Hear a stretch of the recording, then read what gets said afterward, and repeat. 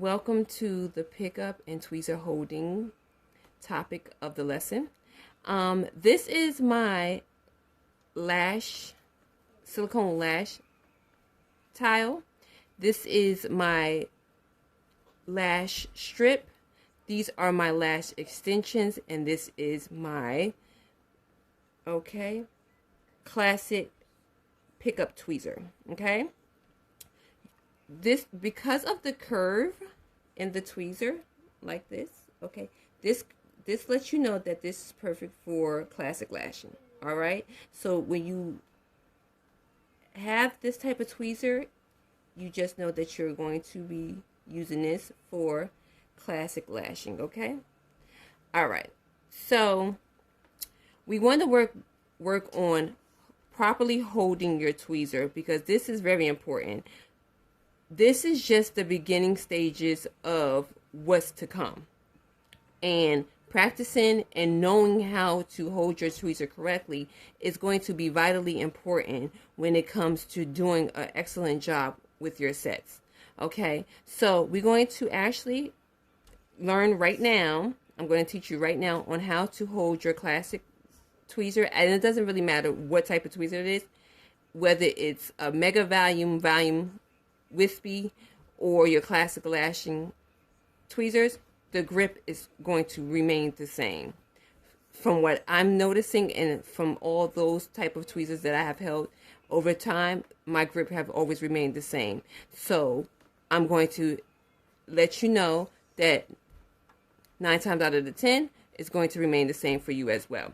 So with the 3 fingers here, you're going to be using to actually grip your tweezer. You're going to need your thumb, your index, and your middle finger. Okay, and so there's a curvature. It doesn't matter if it's, like I said before, if it's a volume tweezer or a mega volume, or okay, it doesn't really matter. The grip is going to remain the same, despite the design or the shape of the tweezer. Okay, right here I'm going to use my classic tweezer.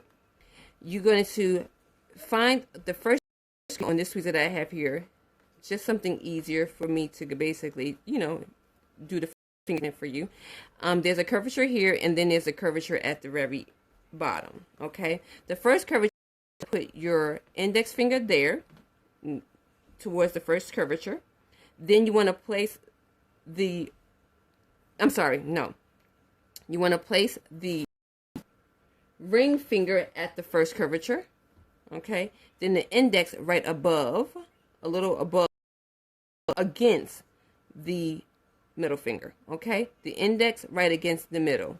Okay, and you want to make sure the first curvature on the tweezer has your middle finger, and then right alongside of it, but a little ways up, you will have your index. And then on the other side, you want to be able to place your thumb parallel to the middle finger. Okay, so you see that slight bend of my index finger right alongside the middle finger, right above, but not all the way down like that. We're going to be able to bring it up above and rest, so that you can get a good grip of the portion of the tweezer that allows you to be able to squeeze. Okay, then you're going to have the thumb there. Okay, we want to make sure that you know that the only finger that you will be using really truly to open and close the tweezer will be your middle finger. Okay, you see that?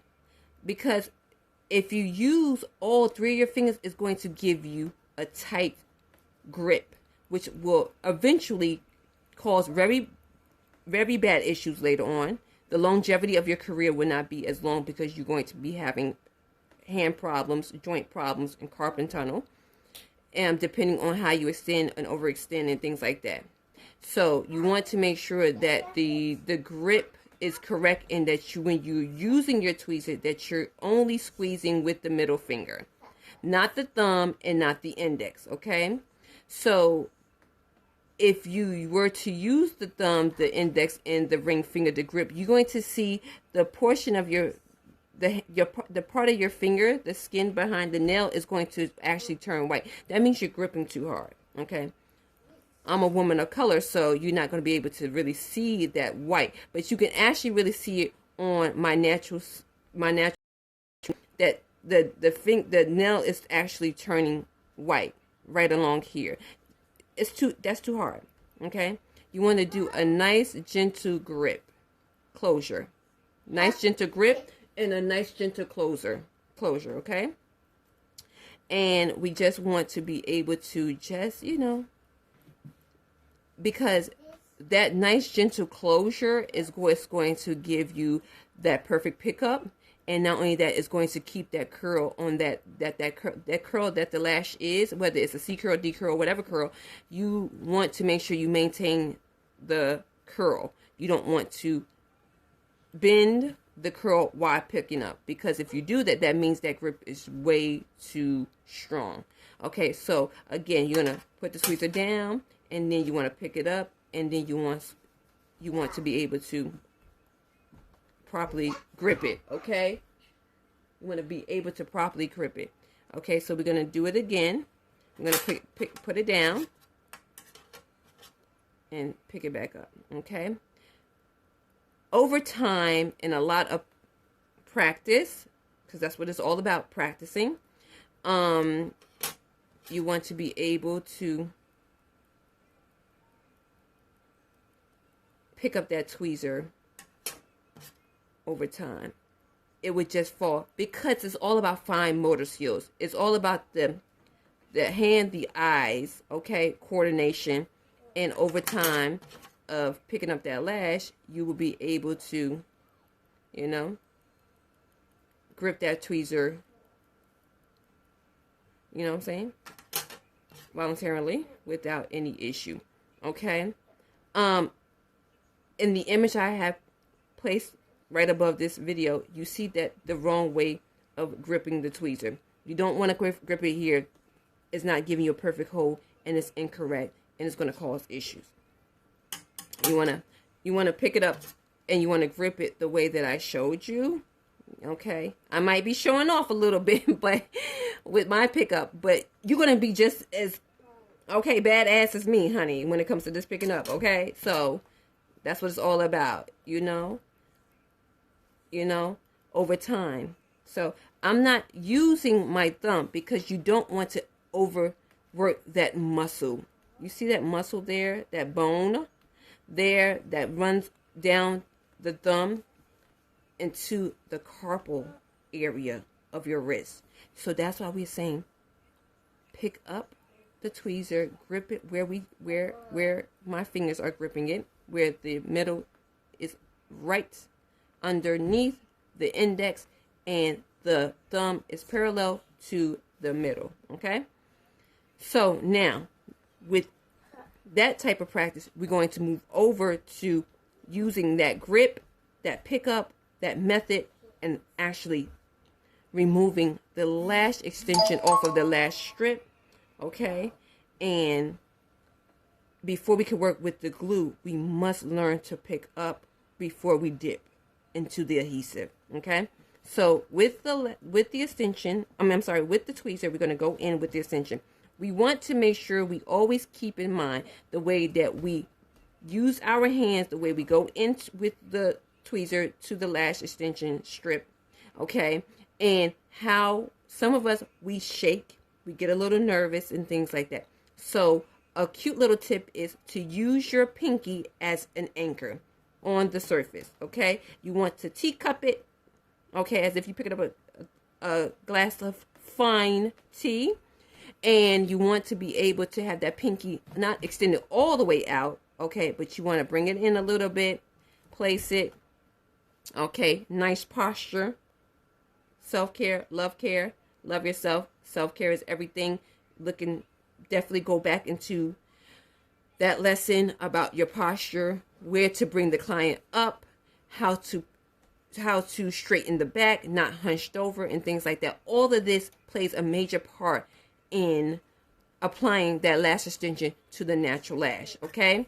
So, and perfecting your sets, okay? So we're going to go in at the, okay, it's basically kind of like, you're going to go straight in, okay?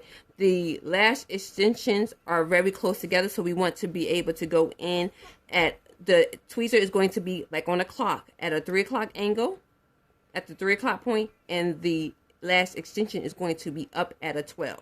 Okay, so you're going to want to go in straight in at a 3 o'clock. But before we go in to go pick up, we want to brush the lash extensions apart, or spread them apart. Not brush, I'm sorry, spread them apart. Okay, you can probably brush too, but you know, I'm going to say spread them apart. You could use your mascara wand to brush them apart, but it's not going to really do too much because they're still stuck to the lash adhesive sticker tape.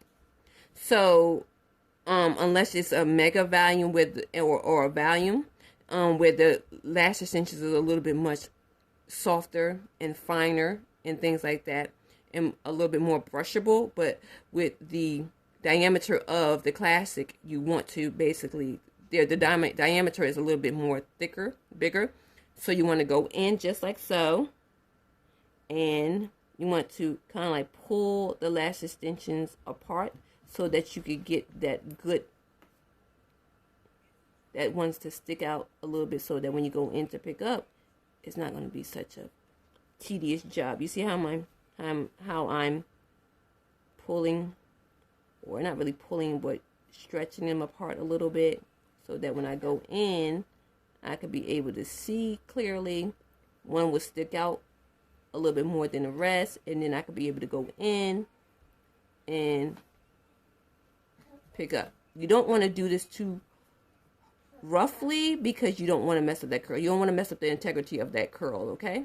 So it's all about keeping the curl the way that it is, okay? And this is a 12 millimeter C curl strip, okay? So I'm going to go in at a 12 with my grip, okay? With the grip where it is, okay? And my pinky as an anchor, okay? And I'm going to go in, spread it apart a little bit, and then I'm going to go, and then I'm going to bring forward, and I'm going to lift. And this is how, you see that? Okay, this is how, look, you see that? I picked it up. I use my tip to go in, and I to, because working it at the very tip like I did, if you are new, because if you are new, this is going to wind up creasing your curl. It's going to crease it because you gripped it right at the tip. Because you gripped it right at the tip, it's going to wind up creasing your curl. So I'm going to grip it with all my fingers so you can see what a crease looks like, okay? Okay. I'm just going to just show you a little bit. It's a C curl, and now it looks like a CC curl because I bent it with if you can see there, okay? I bent it a little bit. It's not a perfect C, all right? So we're going to go in at a 12, at a 3 o'clock angle, and then we're going to pick it up, okay? And we're going to lift it a little bit, and then gently. And then now you see that it's pulled inwards more away from the tip of the tweezer, and now more inside the tweezer, more so than at the very tip of it, as you can see. All right, and I did not mess up the integrity of the curl. All right, and then I'm going to place it here on my lash towel, and then I'm going to do it again. I'm going to go anchor, finger, pinky to the surface. I'm going to go in at a 12, because if you go in at a 12, at a 3, and the lash is at a 12, it allows you, okay, to be able to work that wrist perfectly at whatever angle that you're going into when it comes to placing that lash, because of the fact that you want that good maneuver of the wrist. Because if you go in at another angle, you know what I'm saying, you're going in all weird like, and it's not going to allow you to get that good isolation that good placement on that isolated lash. Okay, so I'm gonna do it again, and then I'm gonna have you all go and don't think of it as you wasting your lashes, because great practice, you will be utilizing product that you probably be like, okay, well, I could be using this on a client. No, don't think about it like that, because you can actually reuse this on your mannequin or whatever, right? When it comes to you practicing your isolation. Okay, so don't see it as wasting, because practicing is not considered a waste because of the or wasting of a product, because you want to make sure that you're getting that time in, those hours in. A great master of their craft, a great master of their craft will tell you they spent over 10,000 hours to master what they're doing.